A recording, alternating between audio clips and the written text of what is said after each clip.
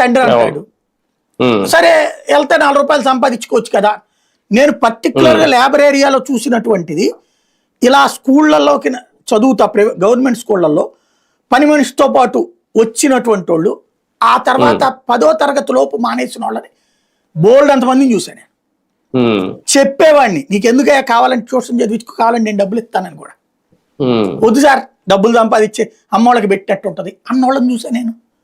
అంటే ఇక్కడ ఆ స్థాయి చదవలేనప్పుడు నాకు చదివేందుకులే అనేటటువంటి యాటిట్యూడ్, ఇది మానసికమైనటువంటిది. ఇది చర్చ జరగాల్సిన పాయింట్ ఇక్కడ.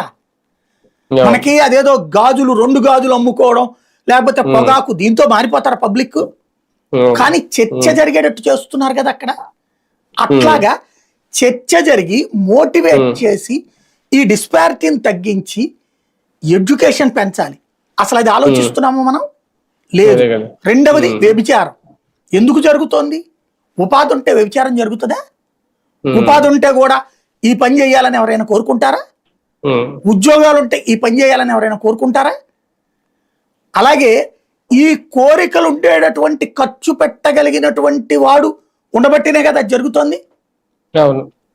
దాన్ని కావాల్సింది వాళ్ళు ఏమంటాం, పచ్చి భాషలో చెప్పాలంటే పక్కలేసే సెంటర్లు ఉండబట్టినేగా జరుగుతోంది. దెన్ అదంతా డిబేట్